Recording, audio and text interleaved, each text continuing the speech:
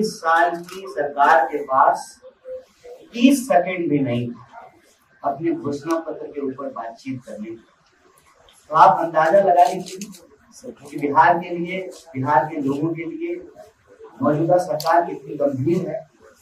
और जितने भी बहस मुहावसे हो रहे हैं, जितनी भी रैलियां हो रही है, अव्वल तो जो है प्रधानमंत्री कोई प्रेस कॉन्फ्रेंस करते नहीं है, लेकिन चुनावी सभाओं में जो बातचीत हो रही है, बिहार के मुद्दे गायब। ऐसा लगता है कि हम लोग 2025 में नहीं रह रहे हैं।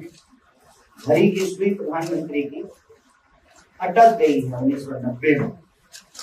वहां से पानी बहुत आगे बह चुका है।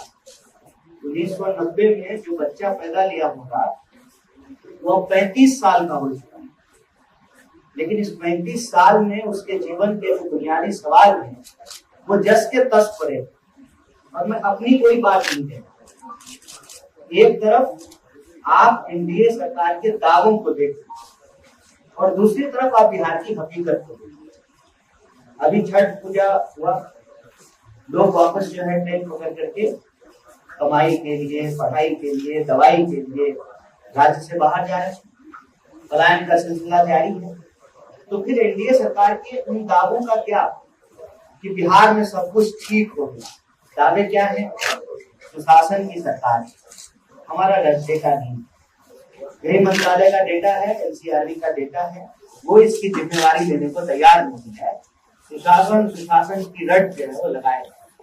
ये सुशासन है कि दिन दहाड़े गोलियां चलती हैं, व्यापारियों की हत्या की जाती है, पिता पुत्र की हत्या कर दी जाती है, राजनीतिक कार्यकर्ताओं की हत्या होती है, महिलाओं के साथ बलात्कार होता है, जो बलात्कार पीड़िता है उसको पीएमसीएच में बेड नहीं मिलता है। ये सुशासन है।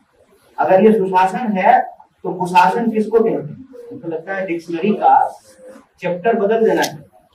नया वर्ड कॉइन किया है एनडीए की सरकार ने कि तमाम हत्याएं, लूट, बलात्कार, अपहरण के बावजूद इसको सुशासन कहा गया। दूसरा, घोटाले की बात करें। चारा से ऐसा प्रेम हुआ है प्रधानमंत्री को कि बाकी जगह जब जाते हैं तो विकास की बात करते हैं, यहाँ आकर के बेचारा बनकर के चारा करने लगते हैं। उनसे प्रश्न ये है कि कैट का रिपोर्ट है, हमारा रिपोर्ट नहीं है। कैट का रिपोर्ट है कि इस साल 73,000 करोड़ रुपए का हिसाब यूटिलिटी सर्टिफिकेट बिहार सरकार ने नहीं दिया। क्या आप घोटाला का भी नाम बदल देना चाहिए? घोटाला का नाम बदल करके विकास कर देना चाहिए। फिर तीसरी बात जो बार बार सुनने को मिलती है, प्रधानमंत्री जी ने अपने भाषणों में कहा कि जब एनडीए का मुख्यमंत्री बनेगा तब बिहार में विकास शुरू होगा। तो अभी तक क्या कर रहे हैं? 20 साल से एनडीए की सरकार है। क्या नीतीश कुमार जी को वो एनडीए का मुख्यमंत्री मानते हैं कि नहीं मानते हैं? और 20 साल से जब उनकी सरकार थी तो विकास को क्या हो गया था? क्या विकास हुआ है? जहाँ पे नदी नहीं है वहां पे पुल बना, पुल चोरी हो गया। कोई ऐसी सड़क नहीं है जिसके सड़क ठीक से काम करे ना करे। टोल का बैरियर एकदम चकाचक काम करता है। बिना टोल दिए आप 1 इंच आगे नहीं बढ़ सकते। टोल वाली सड़क बनी है और गिरने वाली पुल बनी है। यही विकास है। आप उनको बता दीजिए कि पिछले, मैं 20 साल छोड़ दूं तो मैं पिछले 20 महीने की बात आपको समझ। क्या पेपर लीक नहीं हुए? क्या भर्तियों को पुलिस द्वारा पीटा नहीं गया? क्या 3 साल की डिग्री 5 साल में नहीं मिल रही है? क्या आज भी 90 के दशक का सिलेबस हमारे विश्वविद्यालयों में नहीं पढ़ाया जा रहा है? क्या आज भी कोई ऐसा डिपार्टमेंट है, कोई ऐसा डिपार्टमेंट जहाँ बिना घूस का काम हो जाता हो? बड़ा इलेक्ट्रिक छपाया गया शराबबंदी को लेकर, बढ़िया होम डिलीवरी सिस्टम है, पुलिस ही पहुंचा सकती। और मैं दावे के साथ बोल रहा हूं, अगर ये सब सुशासन है तो कुशासन किसको कहते हैं? ये वक्त है, ये समय है। हम बिहार के लोगों से अपील करना चाहते हैं कि यह जो भटकाने वाली, लड़ाने वाली, गुमराह करने वाली और देश की संपत्ति को, बिहार की संपत्ति को लूट करके अपने दोस्तों को के तिजोरी में पहुंचाने वाली जो सरकार है, इसको बदला है। और बार बार इतिहास के गुणगान से वर्तमान को छुपाने और भविष्य को चुराने की जो इनकी साजिश है उसका पर्दाफाश किया जाए। बिहार के लोगों को निराश होने की जरूरत नहीं है। हम कहते हैं कि मायूसी की कोई आवश्यकता नहीं। आपको अगर अपने स्थानीय विधायक से गुस्सा है तो वो गुस्सा सरकार को परिवर्तित करने के रूप में परिणत होना चाहिए। किसी भी विलंबित निराशा की कोई आवश्यकता नहीं है। लोकतंत्र में हर 5 साल में चुनाव इसीलिए होते हैं कि अगर आप सरकार से खुश हैं तब तो कहने की कोई आवश्यकता नहीं, और अगर आप खुश नहीं है, आपको दिक्कत है पलायन से, आप परेशान हैं बेरोजगारी से, आप परेशान हैं महंगाई से, आप परेशान हैं लॉ एंड ऑर्डर के प्रॉब्लम से, आपको चिंता होती है अपनी और अपने परिवार की सुरक्षा की, तो आप सरकार को बदलिए। और महागठबंधन परिवर्तन का एक विकल्प लेकर के आया है। हम वर्तमान की और फ्यूचर की बात कर रहे हैं। हम हर घर को नौकरी देने की बात कर रहे हैं। जो स्वास्थ्य व्यवस्था कैट के रिपोर्ट के हिसाब से देश में बिहार का सबसे वर्स्ट है, उसको बेहतर बनाने की बात कर रहे हैं।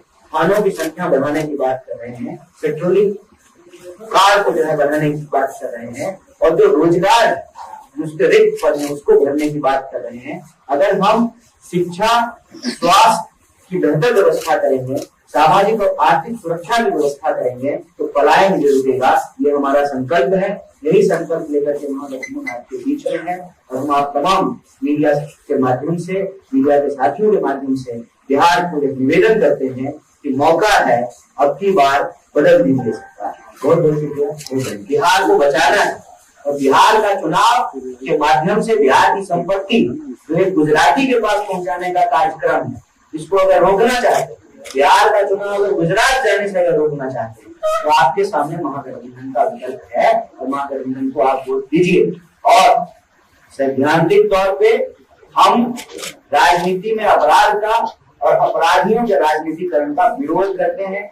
आपको अपराधियों को वोट नहीं देना है। नहीं खूब प्रेम से ठीक है, 30 सेकंड लेके नहीं आया, पूरा आधा घंटा।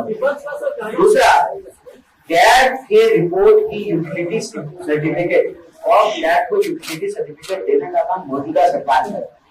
जो आप व्हाट अबाउट फेस कर रहे हैं ना, इसका जवाब तो आप सरकार से पूछिए कि क्या हुआ है क्या नहीं हुआ। हम तो सरकार से सवाल उठा रहे हैं कि भाई हजारों करोड़ का हिसाब आप क्यों नहीं दे रहे। और जो मौजूदा सरकार होगी, जो वित्त मंत्री होंगे, जो अभी के शासन प्रशासन को चला रहे हैं, वो यूटिलिटी सर्टिफिकेट देंगे ना, हम थोड़ी यूटिलिटी सर्टिफिकेट। अब पूछिए, आपने कहा कि जब महागठबंधन की सरकार बनी, प्रधानमंत्री के लिए 8,200 करोड़ का जो है ना पूर्ण 2 लाख मिला गया है, वो कौन चाचा जी का पैसा है? कौन जमीन बेच करके प्रधानमंत्री का हवाई जहाज खरीदा गया है? वहीं से आएगा जहाँ से विधायक लोग को पेमेंट मिलता है, वहीं से आएगा जहाँ से उनके लिए कोठियां बनाई गई है, वहीं से आएगा जहाँ से उनको, फिर वो मर गए तो उनकी पत्नी को पेंशन दिया जाता है। क्या कर रहे हैं? प्रायोरिटी समझ में नहीं आ रहा है। नेता को पैसा पेंशन देने के लिए पैसा है, मास्टर साहब को पेंशन देने के लिए, सिपाही को पेंशन देने के लिए पैसा नहीं है, कलाकारी कर रहे हैं। रोड बनाने के लिए कहते हैं कि रोड बनाएंगे, टेंडर निकालते हैं, बड़ी बड़ी कंपनियां हजारों करोड़ का रोड बनाती है और फिर टोल लेकर के हमसे माल वसूलते हैं।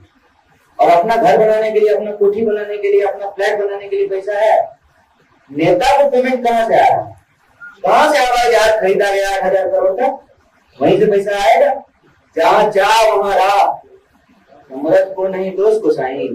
सत्ता मिल गया है तो कुछ भी बोल रहे हैं। अगर हम नौकरी देना चाहते हैं तो नौकरी दे सकते हैं। चाह लिए हैं गृह मंत्री को, अपने बेटा को बीसीसीआई का सेक्रेटरी बना दिए है ना। वो कहाँ से जो है, कौन सा क्रिकेट का ट्रेनिंग लेकर के आया था? कैसे बना दिए? बैट्समैन था, गेंदबाज था, क्रिकेट एकेडमी में पढ़ा था, क्रिकेट एकेडमी का ट्विटर है। ये सब फालतू जो है भटकाने वाली बात है। हम नौकरी देंगे, हम कह रहे हैं बिहार की जनता हमको मैंडेट है, हम नौकरी देंगे। और नहीं देंगे तो कोई लाइफ टाइम रिचार्ज है क्या कुर्सी? 5 साल में बदल दीजिएगा। हम तो यही कह रहे हैं कि 5-5 साल में सरकार को बदलने की व्यवस्था क्यों है? अगर हम अपने वादे को नहीं निभाएंगे तो बदल दीजिएगा। 20 साल से इन्होंने अपना कोई वादा नहीं निभाया है, उसका तो जवाब है नहीं इनके पास। आ गया लोगों के खाते में 15 लाख रुपया, ये कहां से देते? 2 करोड़ नौकरी हर साल दे दिए। बताएंगे कि बजट कहां से आ रहा है? साजिश के तहत किसी की हत्या होना बहुत दुखद है, दुर्भाग्यपूर्ण है। और ये जो तमाम दावे हैं सरकार के कि मैंने सब ठीक हो गया है, जैसे योगी जी दावा करते हैं ना कि सारा अपराधी जो है राज्य छोड़ दिया है, फिर जो ही वो कहते हैं और 2-4 घंटे के बाद कहीं कहीं जो है किसी न किसी की हत्या हो जाती है। वैसे ही जो सुशासन के तमाम दावे हैं उसको ये पोल खोलता है और सरेआम जो है, और एक जगह नहीं, आप कल परसों में ये देख लीजिए बिहार में किन जगहों पे कितनी हत्याएं हुई। तो तमाम कोशिशों के बावजूद सुशासन का जो पर्दा है वो फट गया है और राज्य के शासन प्रशासन की जो विफलता है वो साफ साफ दिख रही है। बतौर राजनीतिक पार्टी, बतौर राजनीतिक कार्यकर्ता और बतौर नागरिक ये हमारे लिए बहुत शर्मनाक है। तो हम लोग बार बार खड़ा कर रहे हैं, ज्ञानेश गुप्ता जी को बार बार याद दिला रहे हैं कि सर आप भाजपा के किसी प्रकोष्ठ के अध्यक्ष नहीं है, आप देश की सर्वोच्च संस्था चुनाव आयोग के जो है वो चुनाव आयोग है, आपका किसी पार्टी से कोई लेना देना नहीं है, आपका सिर्फ और सिर्फ संविधान से लेना देना है। वो तो प्रश्न है ही, अगर आदर्श आचार संहिता है, इतनी गाड़ियां लेकर के लोग कैसे चल रहे हैं? और आप हर जगह देखिए कि किस तरह से मॉडल कोड ऑफ कंडक्ट का वायलेशन हो रहा है, और मॉडल कोड ऑफ कंडक्ट का वायलेशन हो रहा है तो कितने लोगों पे कार्रवाई हो रही है, कितने लोगों को पकड़ करके जेलों में डाला जा रहा है। बिल्कुल कोई प्रश्न लग रहे हैं, जिनको मौका मिला है उनका काम है उम्मीदवार के रूप में अपनी भूमिका निभाना। और जैसे राजद जी चुनाव नहीं लड़ रहे हैं, हम चुनाव नहीं लड़ रहे हैं, ऐसे बहुत सारे लोग चुनाव नहीं लड़ रहे हैं, तो इनको पार्टी जो जिम्मेवारी थी उसका निर्वहन करना। राजनीति एक कलेक्टिव वर्क, एक टीम वर्क, उसमें हर कोई जो है चुनाव भी लड़ेगा, यह संभव है। जो चुनाव लड़ रहे हैं तो उनके माध्यम से हम भी चुनाव लड़ेंगे, ऐसा नहीं है हम नहीं। सत्ता पक्ष को विपक्ष कर दीजिएगा तो सब पलट जाएगा। वो सत्ता पक्ष, विपक्ष हम, सवाल पूछने का काम हमारा है। मजेदार ये है कि आजकल वो भी सवाल ही पूछ रहे हैं क्योंकि उनके पास हमारे सवालों का जवाब है। 11 साल से प्रधानमंत्री सवाल पूछ रहे हैं और हमसे तो पूछते हैं, पूछते पूछते नेहरू जी से पूछने लगे। उसी तरह से जो है यहाँ पर उनका काम है जवाब देना, जवाब देने के बजाय सवाल पूछते हैं, पूछते पूछते लालू जी के पास चलते हैं, जबकि मुख्यमंत्री 20 साल से नीतीश कुमार है। तो ये एक साजिश है और अपमान छठ मैया का कैसे हुआ हम समझ नहीं पाए। इस आरोप का क्या आधार है, मतलब कैसे हमने अपमान किया या किसी ने भी कैसे अपमानित किया, मुझे समझ नहीं आया। बार बार लोगों से पूछते हैं कि प्रधानमंत्री ने कहा अपमान हुआ है, तो बोले कैसे अपमान, तो बताए तो इतना ही तो पूछा ना आपसे कि प्रधानमंत्री जी यमुना में नहीं डुबकी लगाई क्योंकि प्रधानमंत्री जी के लिए पाइप से स्पेशल पानी जो है उनके लिए बगल में स्विमिंग पूल बनाया गया ताकि प्रधानमंत्री उसमें नहाए और उनको कोई स्किन का प्रॉब्लम नहीं। इतना खर्चा होता है बॉक्स कराने में, और यमुना के पानी में नहा लेने प्रभाव जाएगा। हालांकि अपनी बात को खुद ही काटते, वो तो अवतार है ईश्वर के, वो तो कहीं डुबकी लगाते नहीं, वो डुबकी लगा देते तो हो सकता है यमुना भी स्वच्छ हो जाता ईश्वर के शरीर से। तो क्या कहते हैं, क्या बोलते हैं, इतना सीरियसली लेने का जरूरत नहीं है। बोलने में भी सीरियसली नहीं लगा, जिस दिन लग जाएगा हो सकता है। आप भी बहुत पढ़े लिखे हैं, कांग्रेस की बहुत बड़े उम्मीदवार पढ़े लिखे, तो क्या आप लोग ने ये नहीं सोचा कि कन्हैया कुमार को पढ़े लिखे उनको उम्मीदवार बना दिया, उनको मुख्यमंत्री का चेहरा बना दिया जाए? सुनिए ना, आप इतना चिंता नेता का मत नेता लोग से पढ़े लिखे नहीं तो जनता का पढ़े लिखे नहीं, जनता का एजुकेशन का हालत क्या है उसकी चिंता है। आजादी से पहले की बनी हुई यूनिवर्सिटी है पटना यूनिवर्सिटी, उसका हॉस्टल माथा पे गिरता है। और आप अगर किसी सभ्य परिवार से हैं तो आपके माता पिता जी कहेंगे कि आप वहां मत रहना, हॉस्टल मिल भी जाए तब भी वहां रहने के लिए मत जाए। चलिएगा मेरे साथ सैदपुर, रानी घाट, विंडो हॉस्टल, कैवेंडिश, चलिए हमारे साथ। ये पटना यूनिवर्सिटी की हालत है। और दरभंगा मेडिकल कॉलेज जो है किसी जमाने में गौरव हुआ करता, भारी से भारी इलाज वहां होता है, बेचारा डॉक्टर ही सारे लोग को सांप काट ले रहा है और मर जा रहा है। नेता का एजुकेशन का चिंता छोड़ दीजिए, बिहार के लोगों की एजुकेशन की चिंता कीजिए। नेता का क्या है, एजुकेशन नहीं भी होगा तो क्या फर्क पड़ता है, जनता वोट देगी, चुने जाएंगे, क्योंकि क्वालिफिकेशन डिग्री देख करके तो नहीं होता है। ऐसा होता तो प्रधानमंत्री भी प्रधानमंत्री नहीं होते, उनको भी नकली डिग्री बनाने का जरूरत नहीं पड़ता। इंटायर पॉलिटिकल साइंस का नाम आज तक सुने थे? तो सिर्फ एक ही विद्यार्थी इस देश में हुआ, माननीय प्रधानमंत्री, इकलौता विद्यार्थी जो इंटायर पॉलिटिकल साइंस पढ़े हैं, पहला और आखिरी, ना उनके बाद कोई ना उनके पहले। क्या है इन बहसों का? और एक बात बताइए, शासन प्रशासन चलाने के लिए अनुभव जरूरी होता है ना, कि कागज का डिग्री ज्यादा जरूरी है? अगर कागज का डिग्री मैंडेटरी है तो बना लीजिए एक कानून कि जिसके पास कम से कम पीएचडी होगा वही चुनाव लड़ेगा। तो जिस दिन ये नियम बन जाएगा उस दिन आप नेताओं की चिंता मत कीजिए, उस दिन उसका डिग्री भी बन जाएगा। बन गया ना पूरा चौधरी का डिग्री। नेता की एजुकेशन की चिंता छोड़ करके जनता के एजुकेशन की चिंता पूर्ण है कि 2025 में बैठ करके जब चुनाव हो रहे हैं बिहार के 2 फेज में, 14 करोड़ लोगों का मुस्तकबिल तय होना है, उनका फ्यूचर डिसाइड होना है, तब एक सीट पर कितने एंगल से जो है बहस हो। एक लाइन है, अपराध की, अपराधियों की लोकतंत्र में और राजनीति में कोई स्थान नहीं होना चाहिए। और इसका फैसला सिर्फ और सिर्फ कोई कर सकता है, तो वो लोग कर सकते हैं जिनको वोट देने का अधिकार। आप अपराधियों को हराएंगे, पार्टी अपराधियों को टिकट देना बंद। पार्टियों के लिए सबसे बड़ा सवाल होता है संख्या। क्या बोलते हैं आप लोग? 14 तारीख को बोलिएगा जादुई आंकड़ा। वो जादू की छड़ी जनता के हाथ में। वो जादुई आंकड़ा पाने के लिए लोग तरफ के लोग जो है टिकट देते हैं, लेकिन फैसला तो जनता को करना है।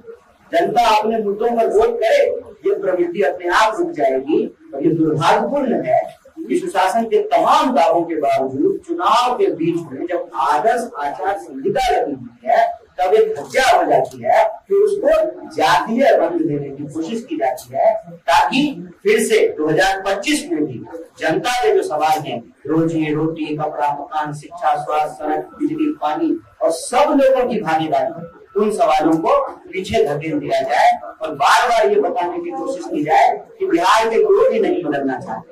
बिहार के लोग बदलना चाहते हैं और बदलाव का विकल्प महागठबंधन है।